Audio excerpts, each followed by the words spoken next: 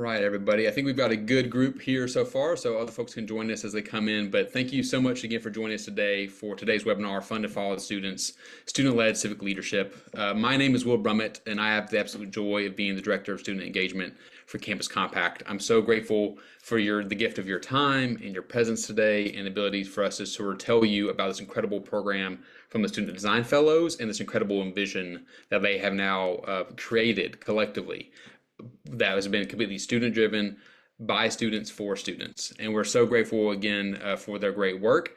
But before we hop in today, before we ground and meet these incredible student design fellows and they tell you more about their work and their research, I want to first just offer a quick moment of gratitude and thanks from our funder who made this possible, the Lumina Foundation.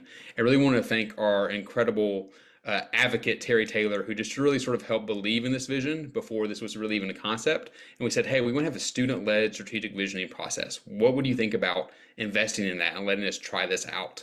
And Terry said, yes, absolutely, we would do this. And so, Terry, I'm going to call you to the front and ask you to speak a couple words just about why Lumina Foundation believes this is essential in this moment, why you invested in it, and any other final remarks you want to make. But thanks so much, Terry, for joining us today. Great, thanks, Will. And yeah, we were just delighted to get to support this because it felt, everybody talks about student voice, and usually that looks like, oh, we're going to have a panel of students, or maybe we'll have a student advisory group, but you're not really letting students lead. And sometimes that can even be kind of painful for students if they're talking about challenges they're facing, but there's not really a moment to figure out what to do about that, to create agency. And so I love that Compact is sort of going from just student voice to student leadership.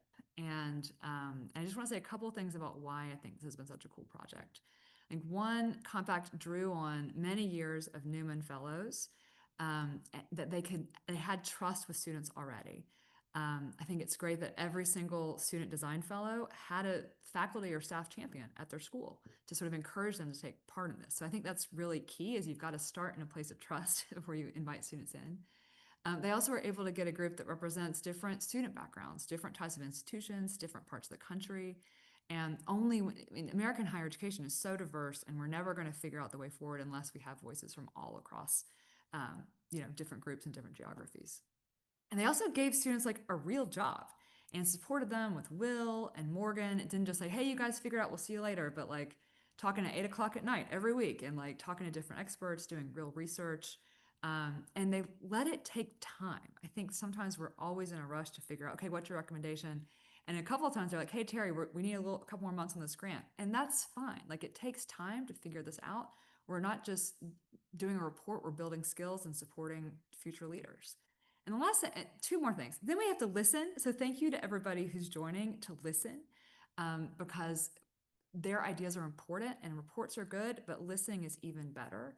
And then the coolest thing is, this is not just a one and done. It's an ongoing capacity. It's going to be a pilot that will like invite other students in to think about other projects. And so I'm just really excited about how this is a way to sort of help invite students into our work as a higher ed sector, and just really proud of the Student Design Fellows and of Campus Compact for being willing to like let students shape their own mission. So we're at Lumina happy to support them, and thank you again for letting me say a couple words, Bill. Awesome. Thanks so much again, Terry. And as you all can see, we're really lucky to work with a funder who understands this work, believes in it, gives us the flexibility and the trust to do it, and really lets the students sort of lead the way. So thanks again so much, Terry. Thanks for joining us as well in your busy day. And we hope you have a great rest of your afternoon as well.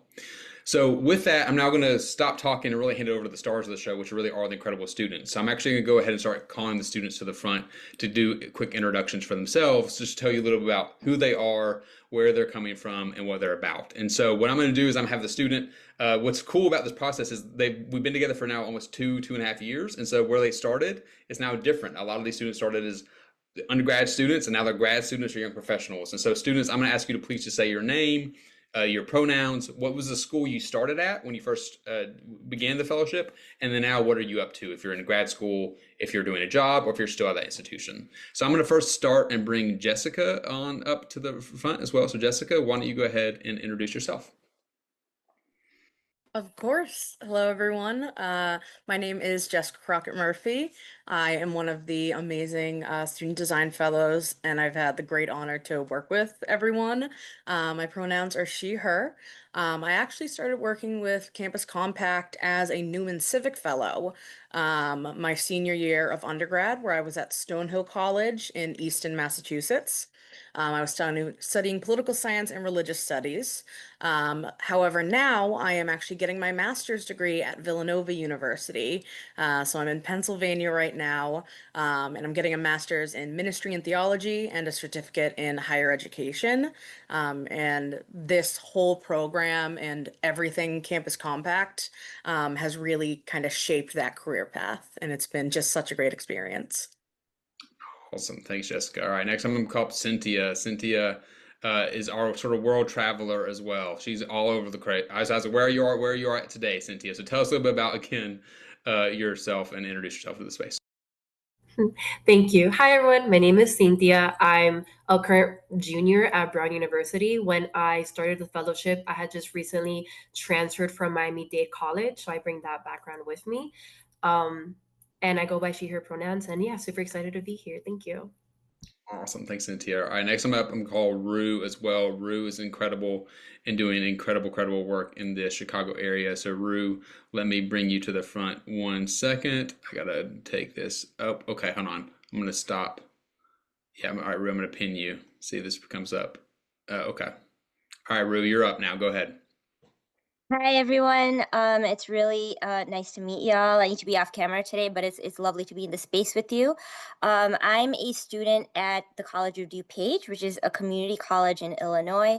I study human services there. And my pronouns are she, they, and I'm really excited to talk about the work that this amazing group has been doing for the last couple of years.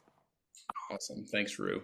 All right, next up, I'm going to go ahead and spotlight Hannah as well. Hannah, if you're familiar with our work, you've probably seen Hannah a couple places. She wears a couple hats for Compact, including our Rural Voices Initiative, and directs that.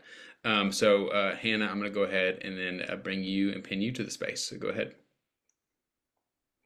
So hi everyone, my name's Hannah. I use she, they pronouns. When I initially joined the Student Design Fellow Initiative, I was a senior at Center College, which is a small private college in Central Kentucky. And I've since graduated this past summer, and I'm now the program director for the Rural Youth Voices Initiative, which Will just mentioned at Campus Compact, where I'm working with a group of fellows to reframe narratives around rural youth civic engagement. Awesome. And Hannah, drop the link for everyone in the chat too if they want to learn a little more about that. If they're calling from a rural context or no rural students who maybe want to get involved, we'd love to do that. All right. And last but not least, we're going to go ahead and bring in Sonai Alamdari. Sonai has the pleasure and also maybe the curse, maybe potentially, who knows, of being actually a current Compact staff. Sonai is actually going to be running one of the cool initiatives that the Design Fellows dreamt up, which we'll tell you more about later. But Sonai, go ahead and introduce yourself. Thanks, Will. Hi, everyone. My name is Sona Alamdari. I use she, her pronouns. I am a recent graduate from the University of Florida, and I am a recent hire on Campus Compact staff. And I will be running one of our student programmings that we will be actually talking about later in this webinar. But I'm super excited to be here in a staff capacity, especially since I started as a student.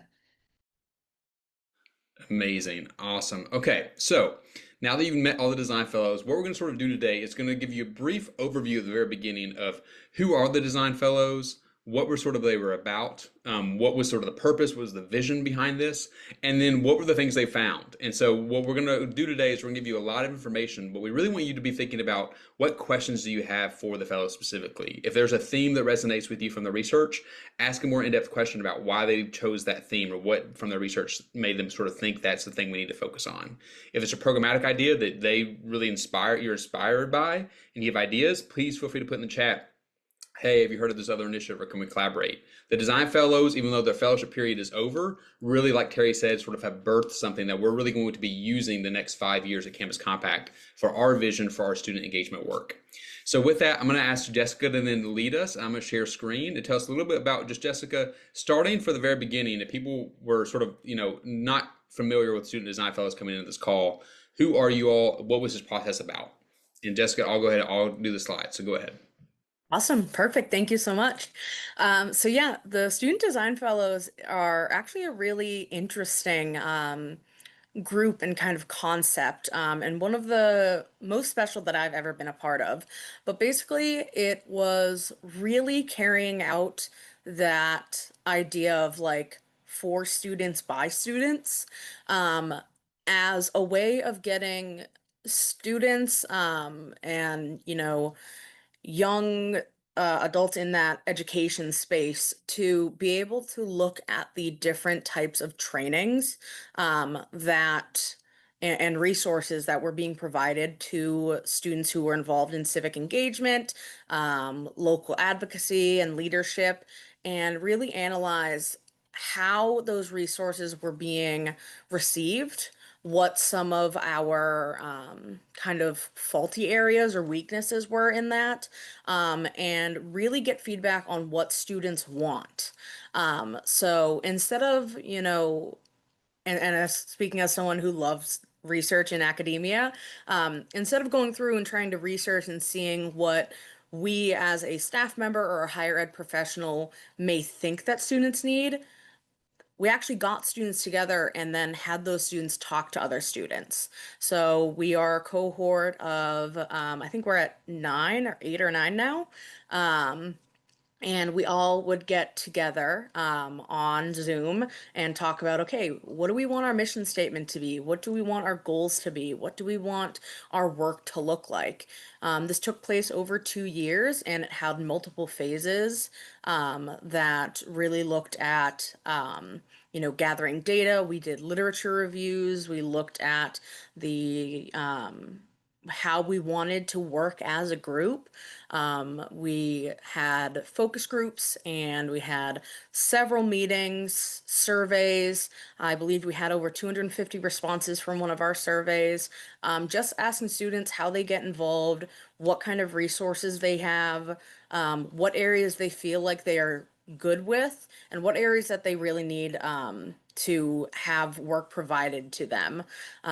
So it really helped, especially in these, we're seeing new areas of social justice and policy going forward every day. So it really is helping us to kind of reinvigorate youth advocacy and student civic leadership to ensure that it's keeping up with the times and we're actually providing students the resources that they say they need. Awesome, Jessica. Thanks so much for that overview as well. And the design thinking phase, for those unfamiliar, is on the screen. And this is the design thinking phase that we used sort of structure their 2 years together for that. Okay, now I'm going to pass it on to Sonai. He's going to tell you all a little bit about the result. What do they actually find? And Sonai, if you can, go ahead and drop the vision document in the chat so folks can focus on this if they want to or read it afterwards. But now, Sonai, why don't you tell people what you all found? Yeah. I just dropped the link if you guys want to read it afterwards. But essentially, part of our first step was to form a question to use as our foundation for our vision. And so essentially, we were trying to find out that based on the skills, challenges, and opportunities that students in our modern era of 2025, what they sought out and experienced, based off of that, what should the future of student civic leadership look like? And so then from there, we took this question to multiple conferences across the nation. We created a national survey with over 250 responses, and we conducted monthly focus groups to get a representative answer to our question. And then from there, we narrowed down our responses and observations to our 6 core themes.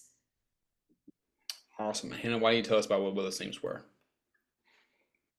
Of course. So I'm going to give kind of like a broad overview of all 6 of them before we get into kind of like the details. So the first one was providing wraparound services. And then we went on to creating cultures, civic cultures of holistic care, providing students with resources and training, and then creating avenues of student leadership through advocacy. And then our 5th theme and our 6th theme kind of went together, so they were in reach and outreach, both building cultures of belonging among students on campus and redefining what outreach looked like and what student leadership itself actually was. So we're going to go into like each of these with a little bit more detail now. So our first theme was making access to leadership training and development just. So our finding from having all of these like many conversations with students was that the pipeline to student leadership was itself kind of not necessarily exclusionary, but it wasn't allowing all students an equal opportunity to like have a seat at the table. So we decided that we needed to design and implement models for training and development that were easier to access and empower students accessibly. And then our second theme was creating civic cultures of holistic care. So we realized that it's incredibly important to prioritize the well-being of students, especially student leaders, who are often juggling like many conflicting priorities, and whose health and well-being often maybe isn't the most prioritized in these spaces. So that was kind of our second theme. And then our third theme was supporting wraparound services. So kind of similar to the second, we needed to ensure that college students had equitable access to basic needs, because that is one of the most common barriers that students expressed, kind of like experiencing that stopped them from being able to engage like civically, whether that's on their campus or like in general. So we decided that we also needed to provide evidence-based wraparound services that could reduce the barriers of entry to student leadership.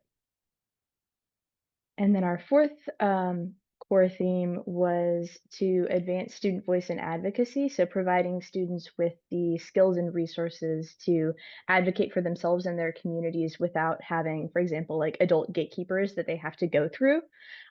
So like we kind of say on the slide, like students want more than just to have a voice. They want to know how to use that voice effectively to advocate for and implement change.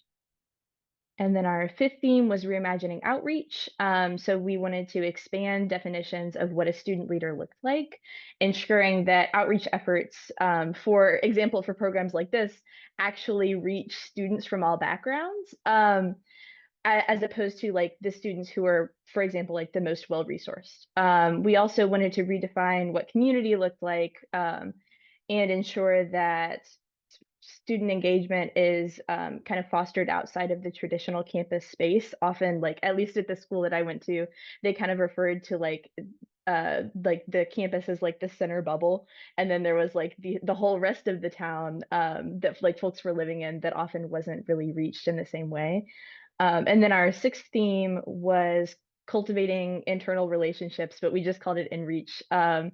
So like students are really passionate about a lot of these topics, but colleges can struggle to like sustain that movement long term, which can lead to like continuity issues and burnout and all of these other terrible things. So we thought that by creating mentorship opportunities and allowing campuses to kind of talk amongst themselves, we would be able to create a more sustainable, like long-term network for student engagement, as opposed to just being like a club that one student runs that's essentially just the club for the student, and then they graduate, and then there's no club anymore. So we wanted to focus really heavily on intentionality within these practices and making sure that our recommendations were in line with what students actually experienced. And I think, yeah, Rue. Yeah. Awesome. Then thanks, Hannah. That's really helpful. And again, for the people here, we'll drop the link, or in the report you can see the graphic where all 6 themes are on there. But after the themes were discovered, then the student design fellows in sort of year 2 had to come say, okay, we see the 6 areas students are wanting to focus on, but now what do we do about it?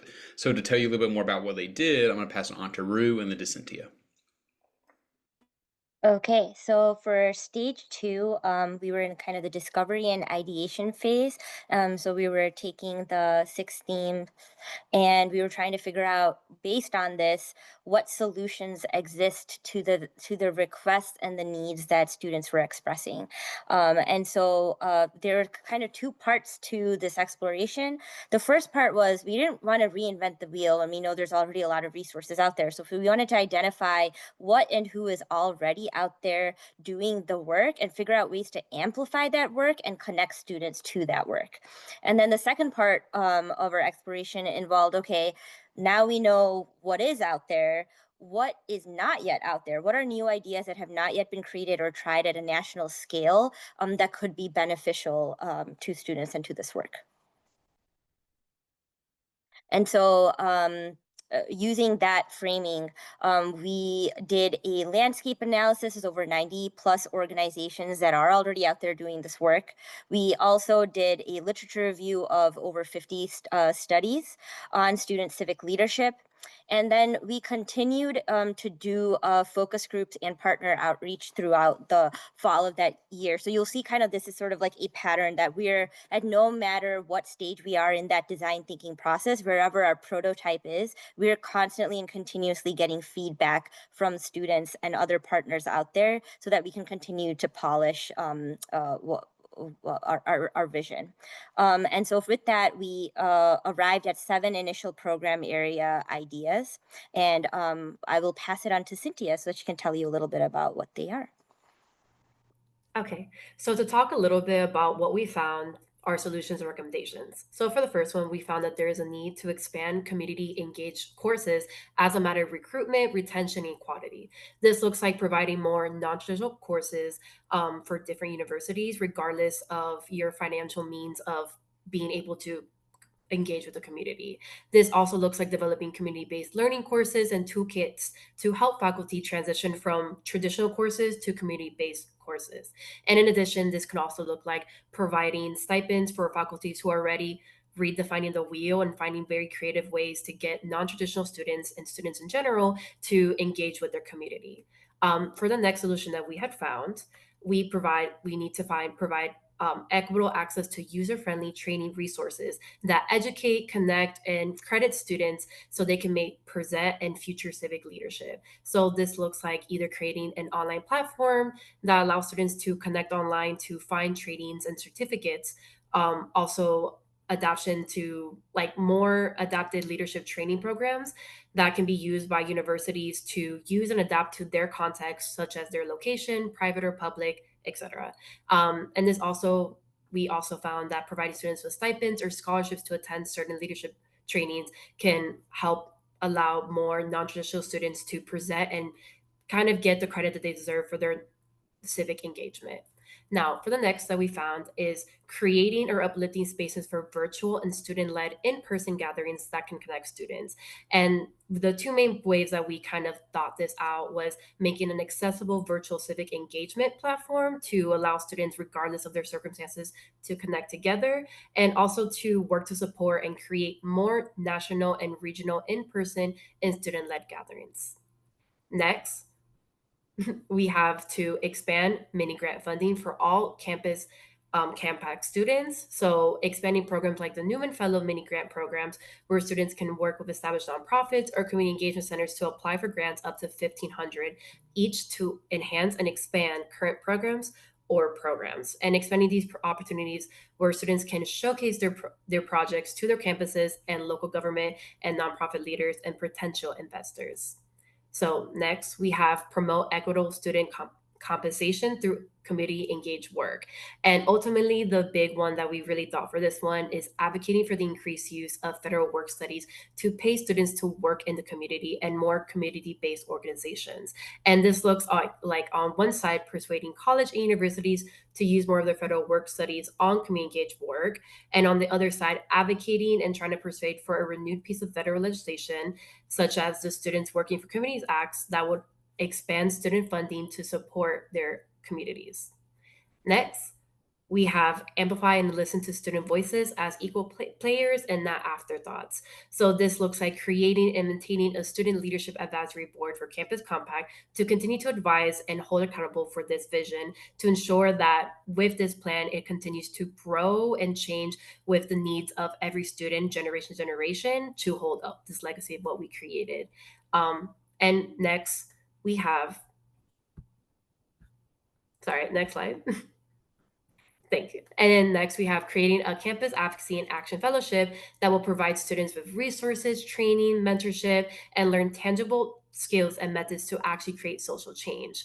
And we would be training with students from across campuses and across partners and training just grassroots, organizing, lobbying, really to show students how to create the change that they want to see. Awesome. Thanks so much, Cynthia, for going over that as well. And so, as you all can see, they came up with really, really great programmatic ideas from talking with students from across the country. And some of these were already done as best practices, and others are things they want to lift up.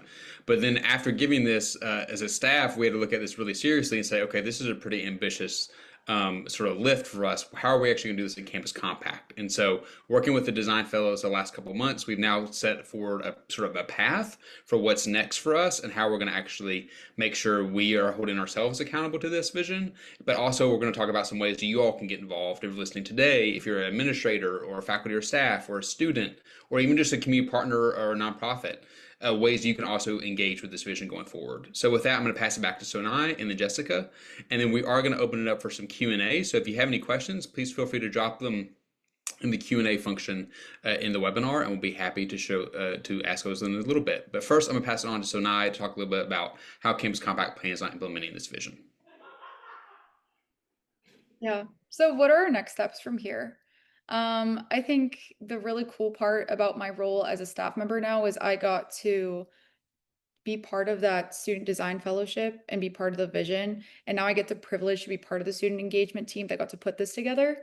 And so the report wasn't just created to be created, it's actually going to be implemented. And me, Will, and the other members from the student engagement team have been working very diligently on trying to implement all aspects of that vision into the forthcoming years. And so some big ones, the biggest one being the program that I will be running for this year, which is the Up to Us Leadership Institute. This will be in 7 cities that we've identified, and it's essentially supposed to be an education advocacy piece for students in these 7 regions. So ideally, it'll have 105 students in the first year, and then we're hoping to scale bigger in the forthcoming years. But the biggest part about this institute is that we are trying to advocate for fiscal education and fiscal policy within students, as well as that civic engagement piece. So we don't want students to feel like they're just students and they don't know what's actually going on in these policies that are actually affecting them in the real world, but we want to give them that education piece so they actually get a seat at the table and are taken seriously, which is what we've been advocating for as student design fellows. So it'll be super cool to be leading that as a staff member.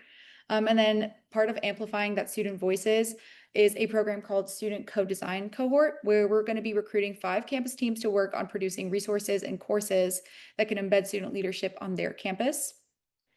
In regards to promoting student compensation, we want to work on federal work study and the working group guide. I am actively working on engaging that into the Up to Us curriculum, but then also working with our staff on implementing more federal work study advocacy pieces. Mini grant funding, we want to continue the New In program, which I believe a lot of you on this webinar are familiar with, but we want to ensure that this is coming for years to come.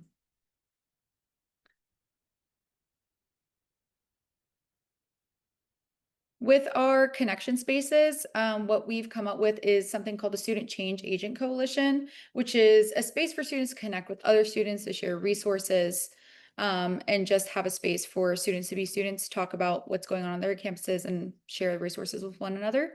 And then our training and certification platform is something we have called Talent LMS, which we are currently hoping to work on a student course that we as student design fellows would be able to create and implement and produce to be used for other students, faculty, staff members. But hopefully that'll be coming soon. And then the civic action planning, we are planning on revamping that this year. So this report wasn't just created and then stuck in a closet somewhere. It's actually being used and implemented, which is super exciting. And it's nice to see that student voices are actually being used and implemented and not just being sought through. So yeah. Awesome. Thanks, Vinay. And with that, I'm gonna also just sort of put a little plug. So some of these have not been publicly announced yet, that you all on this call today are the first ones seeing this for our student work. So I just wanted to go back and sort of reiterate that again, if you are a student on this call or faculty or staff, again, the Up to Us Leadership Institute is going to be launched in 7 cities. We will announce those cities soon, but we're really excited for those. For any student in any campus, compact member or non-compact member can apply in those greater metropolitan areas. The student co-designer cohort, again, is going to be an open application to anybody. If you already think you do a great job incorporating student leadership on your campus, whether it be helping them influence your SGA or student union is really influential with your administration, or you incorporate student design thinking or feedback into your course designs, or you have a really great center who really has a really awesome leadership board, we're going to be, again, recruiting 5 cohorts who will have a paid opportunity to come together, create resources together, and then publish and talk about your work across a 1.5-year program. The other thing I want to sort of emphasize again on this slide that's going to be new coming up in the coming year is that we're actually going to be able to sort of pass along these student change agent coalitions. They're going to sort of be like communities of practice, but for students. So students from any background, anywhere across the country, if you're looking for other students who are passionate about climate change or criminal justice reform or organizing and running for local government, we're going to have paid student leaders who can apply and to run a community practice that's student-led by the students for the students. And again, we're going to pilot that in the spring, but then expand that in the coming years as well.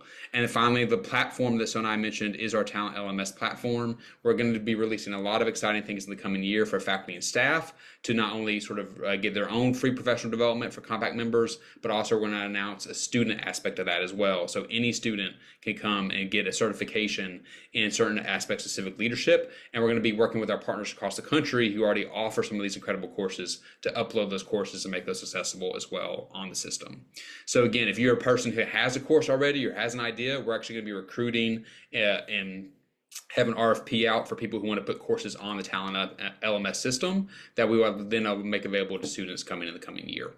And then finally, the civic action planning. For those who are not familiar, if you're new to your role as a director or an admin and you want to think about how can I expand community engaged learning on campus or community engagement in our co-curricular spaces, the action planning guide is a great tool to do that, and our team will be announcing that soon. So again, really exciting things coming up, but just want to give you all a little taste on that. So with that, I'm going to now pass it on to Jessica to talk a little bit about, again, what can you all do specifically, no matter your role, with this report. And again, we're going to go open up to Q&A after this. So Jessica, why don't you go ahead and go and tell folks what can they do, and then we'll open up for some Q&A. All right, awesome. So we actually have compiled a wonderful list going through the various roles that folks will hold. Starting off with faculty and staff, there's plenty you all can do on top of the amazing work that you already do.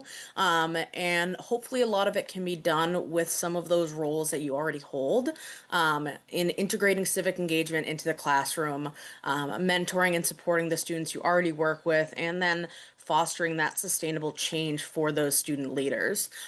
This can be done by adapting classes and trying to add in an element of experiential learning or civic engagement in it, really encouraging students to get involved in their local area, and finding different ways to make civic engagement and advocacy something that students realize is possible and is something that can be done in a variety of ways. You can look at holding indirect service options or possibly creating mock models of different advocacy routes. And that can be really helpful. I'd recommend that you keep an eye out on those learning management systems and seeing some of those resources that are coming forward that Will had talked about, because in there you'll be able to find quite a bit of tools and trainings and resources to help you make those changes. For our administrator folks, those are going to be, again, advocating for some of the resources that you'll be able to access through this report and the learning management system in expanding that leadership and development training for those you work with, as well as yourself. It's always great to be able to get a refresher on, new styles of leadership and new findings on leadership roles and responsibilities that have been coming out. Prioritizing your students and their well-being in civic engagement, understanding that, students are wanting to be civically active and civically engaged, but they may be nervous to do so or not know how to start. So by encouraging that and fostering it, you can create a community of students who are advocating in a safe, healthy, and really strong and powerful way. And one way of doing that can be building shared governance structures. So having a student member on a board of trustees, meeting, having students to sit in on strategic planning sessions, things like that, inviting those students into your conversations. For our wonderful community partners, you'll want to look at strengthening those student and community engagement relationships. One of my favorite that I was able to help find at my undergrad was having our campus farm, which would bring food that we grew to local food deserts in the area, and reaching out to our football team and seeing if they wanted to exchange one of their workouts and training sessions for a few hours on the farm. So finding those kind of unique and different collaboration ideas can really help to encourage folks to find ways to serve and get civically engaged. You can also look at supporting the mini grants and the fellowship funds, and working with students who are reaching out to apply for one of those and helping to guide them on different programs and projects that they could work on, and then helping to advocate for that equitable federal work study use and paid internships. So again, following along with the conversations as we continue down those pathways in the future. And then for our students, while you're balancing your classes and also taking care of yourself, make sure your voice is heard. Know that if you can't tell already from the things that we've talked about today, you can check out the design report and really see what student voices can do. Feel empowered in your role and in the special identities you hold, and be willing to speak up and make your voice heard. Apply for that support and funding, take those risks, take those leaps, and reach out. Know that they are available to you for a reason, because you are not only the leaders of tomorrow, you are also the leaders of today. There's a lot of young people making some great changes nationwide and, worldwide. And there are resources and people there around you who would love to help to see you do the same. And in that, build those connections with those students.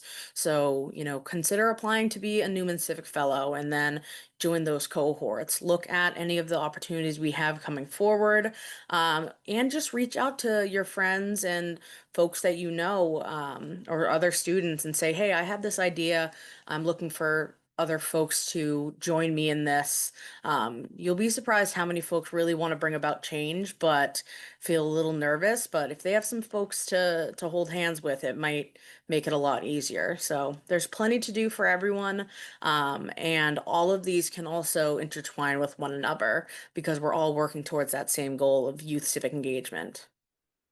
Awesome. Thanks, Jessica. And the Design Fellows did a great job giving more in-depth explanations about all of these in the report as well in the call to action section. So just want to shout you all out this, but I think these are really some great sort of best practices, high level overview for that.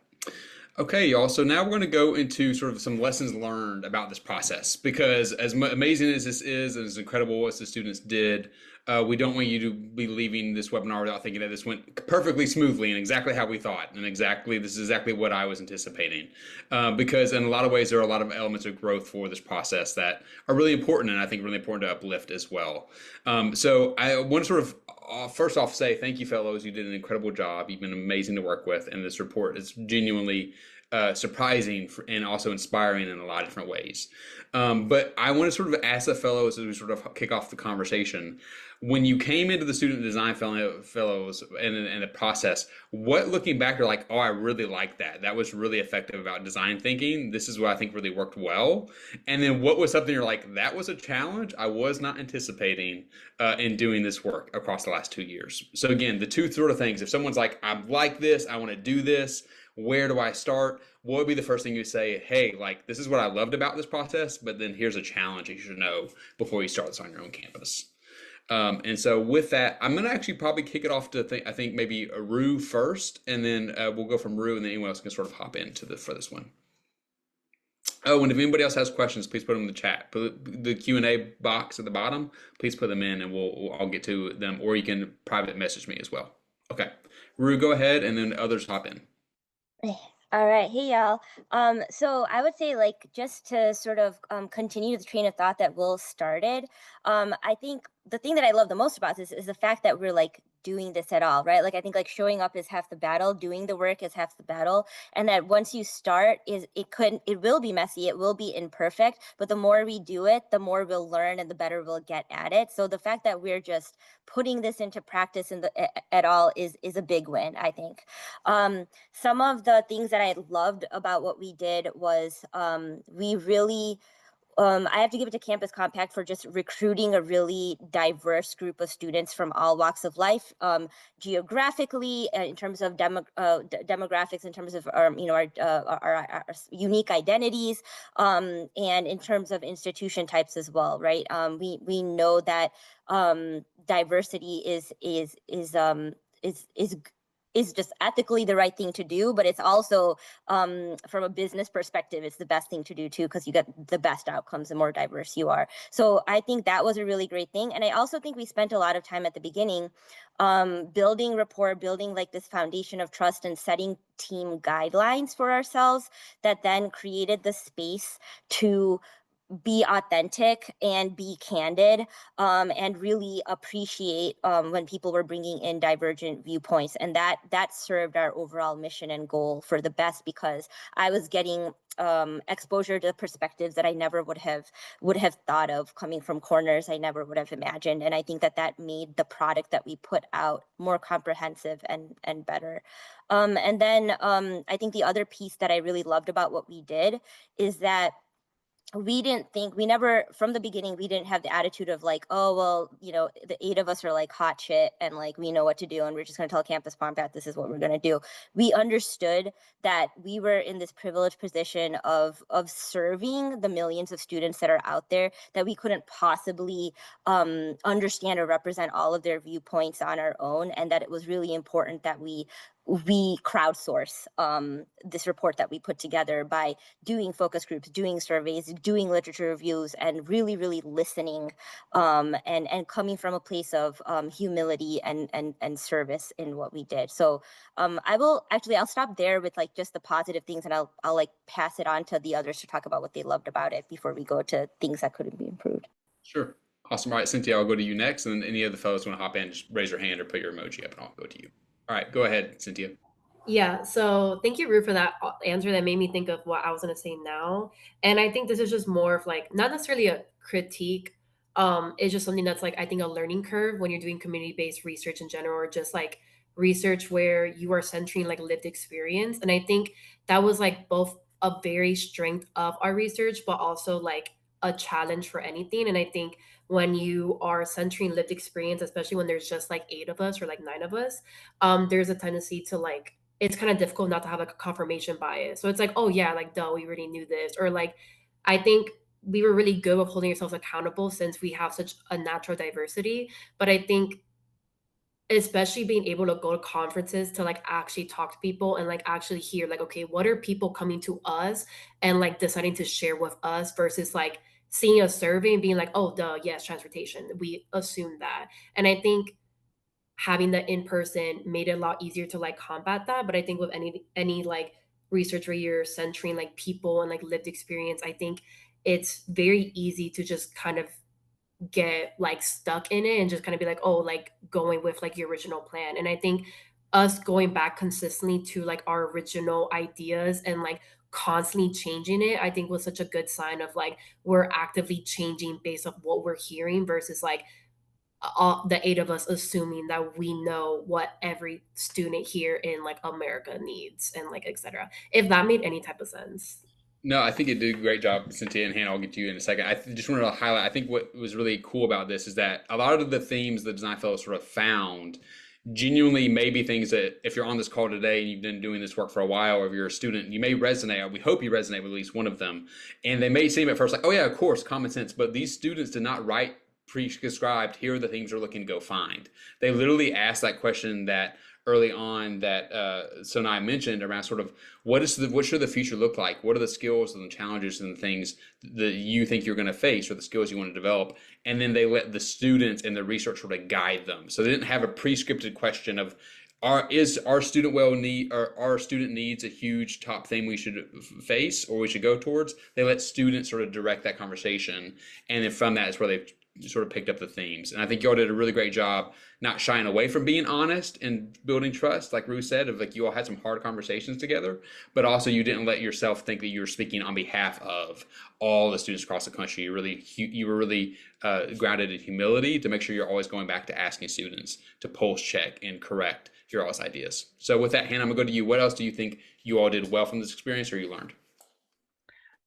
One thing, this is kind of more like really high level, but like as someone who's worked a good bit in philanthropy, like outside of the context of this work, one thing that like really stuck out to me was like the importance of like flexibility in like funding, and like having folks who are like supporting this work who like genuinely want to see it be done well and like care about the end result, and like are willing to work with like folks' needs. Because so like for those who don't know, which is everyone I'm sure except for the student design fellows, I was added as a student design fellow like a year into the process.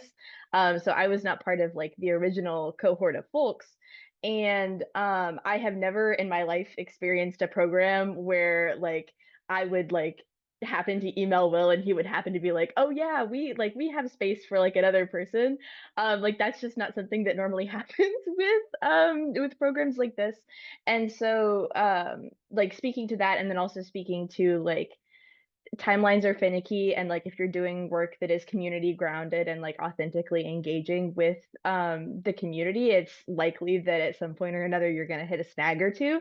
And like working with folks who are genuinely like receptive to and responsive to that, I think has been like a really wonderful experience, and has allowed me to kind of like has informed the work that I'm doing with Campus Compact in other ways around like making sure that like mini grants are like kind of like no strings attached, like, hey, you go do what you need to do, like you know what's best for your community. I'm just here to support you. Awesome. Yeah, I love that, Hannah. And I think you're right. I think like the ability that Lumina Foundation gave us in terms of trusting us to let the students lead, and sort of also, while we have parameters and goals for what we were hoping to do with the project of having a student-led vision, we really sort of allowing us to adapt. And one of the things we noticed is that we were missing deeply, even though we had 7 different regions already represented across the country, like we still need someone. We want more rural voice amplified within that. And so Hannah, because I had known Hannah a little bit through other work as well, I was like, you want to come join us and really amplify that to make sure we're not missing that in our final report. And she came on beautifully to do that really well, which I think is really great. But I again want to short shout out for the funders on the call, or the administrators who fund these things. The built-in flexibility to make sure the students could adapt and change was really essential. So there were a couple of times where we asked the Lumina Foundation or Terry to say, hey, can we have a couple more weeks because the design fellows feel like they need to do one more focus group or go to one more conference to really sort of nail down this specific idea or the specific theme. And they were continuously receptive to that because they believe ultimately in the integrity of the vision was more important than the prescribed timeline of that within that. So within that, this design fellows still were able to deliver thing on time at the end, but the flexibility was really crucial. Okay, so I want to go to the next stop, right? So you all talked about like this worked well, so we did well, but there are also definitely things that you all did not expect. So what was the challenge you did not expect that you faced, or maybe something you heard from students you weren't expecting when you started this? When you all were thinking about your all's vision now, you all heard 6 themes and you started different things. What were something you weren't expecting coming into this program that you sort of learned or faced going through that? And maybe I'll go to Jessica for this one, and then we'll bring in Sonai as well. Yeah, so I echo everything that everyone has said before. I also think Campus Compact has just been one of the best organizations I've gotten to work with.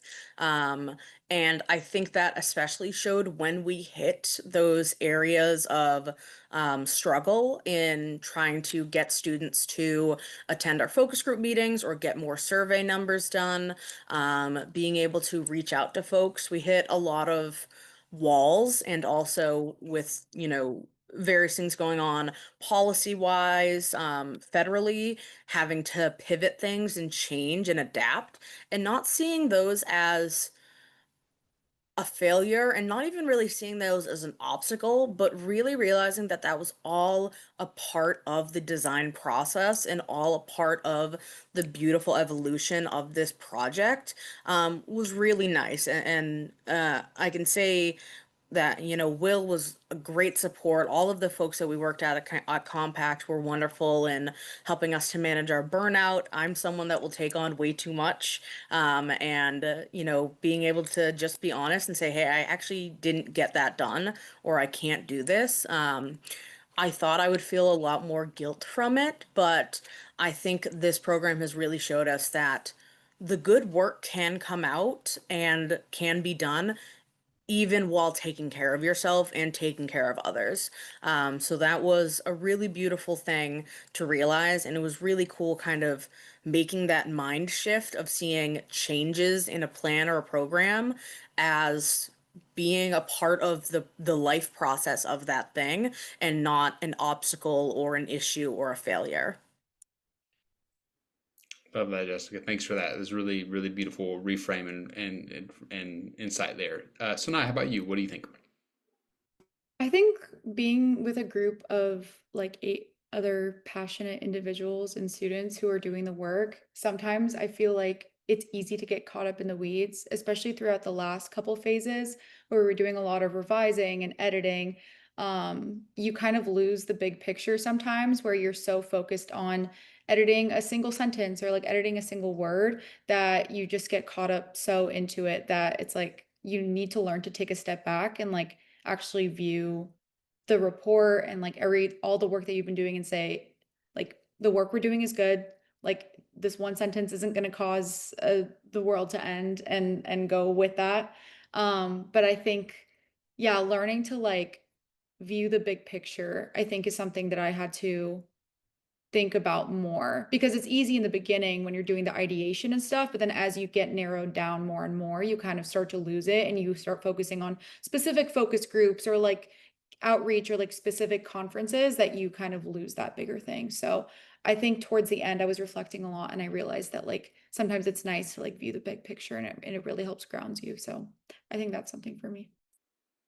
I love that. So I think it's really great advice. And I think both of you spoke to something that's really important, which is sort of like you all did a great job keeping the main thing at the end of the day. It's like we want to craft this vision within this. And even though you run into obstacles or you're not getting the response you're wanting on this specific question or the making sure the surveys are representative of the full country and we're not getting people to respond, but instead of seeing it as defeat, we're seeing it as like as perfectionism often tells us, we don't meet this exact deadline as exact way, then it's a failure. Instead of saying, you know what, this is just part of the process. We're going to learn and we're going to grow and we're going to adapt. But then going to Sanai's, your big thing of towards the end, when you do have to get in the weeds and you can't just stay all in the clouds, but remembering at the end of the day, as much as we want to try to make sure every single thing was absolutely perfect and aligned, that ultimately the bigger thing is that we put this vision out to the world and we trust students to run with it themselves as well in doing that, which I think is really beautiful. All right, we got a couple more minutes, so I'm going to ask you all.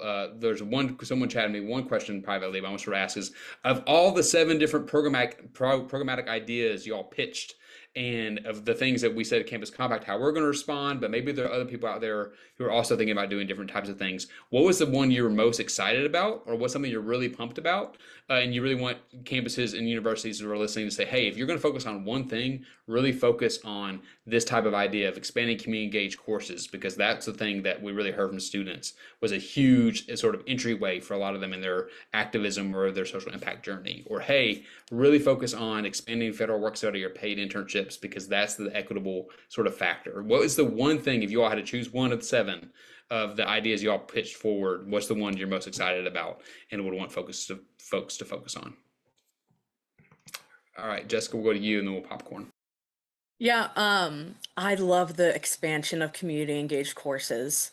I love that dearly. I am a huge advocate of it. I have taken so many classes that have taken a non-traditional route. In undergrad, there was one class that was an entire mock political campaign, and we had to hold debates and we had to campaign and make flyers and do speeches. In my program here, I serve as a graduate resident minister, so I'm living a half staff life, half minister student life. And there's so much that comes from that hands-on, that holistic, that lived experience that takes place out of the classroom that I really, really do hope gets adopted by so many other courses, so many other just different fields of academia, so many other schools. That one just, it makes my heart very happy.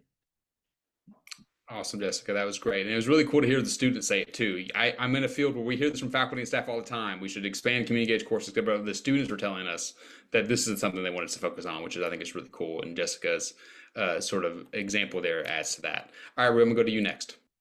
All right. Love Jessica's enthusiasm. I honestly, it's so hard to choose because I love all her ideas, but I think the one that's probably dearest to my heart is having an ongoing student advisory board, because I think, as Terry touched on at the beginning, what's so cool about this program is it's not, and I think Sonai kind of alluded it to too, that it's not just like this report comes out and now we're done. Goodbye.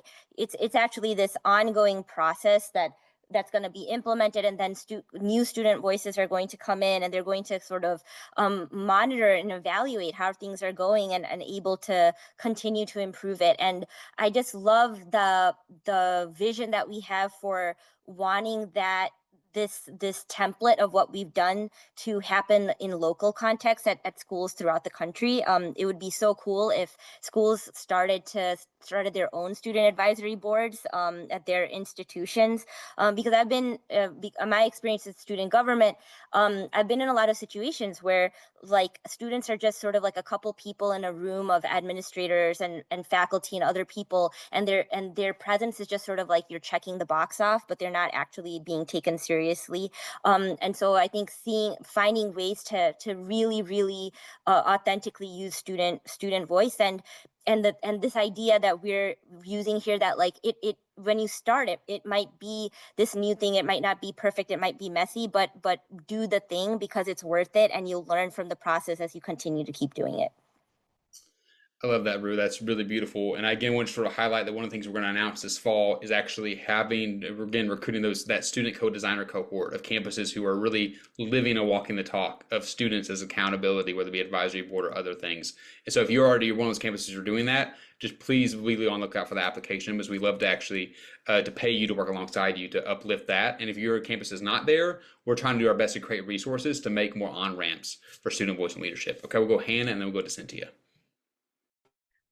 I think that my favorite, despite I think like maybe not being the most realistic of our options, which I've actually criticized it for, would be student compensation through like community engaged work opportunities. So like expanding work study and like trying to make sure that students are actually like equitably compensated for the work that they're doing, and that they are able to like essentially like earn a living as students while doing like this incredibly important work. I think that all of these are obviously like very important themes, but like from my like personal lived experience as like someone who was working like 3 part-time jobs during undergrad to like supplement my like unpaid organizing and like student advisory kind of work that like was largely unpaid. I think that if we were actually like able to support students through the process of being students, and allowing them to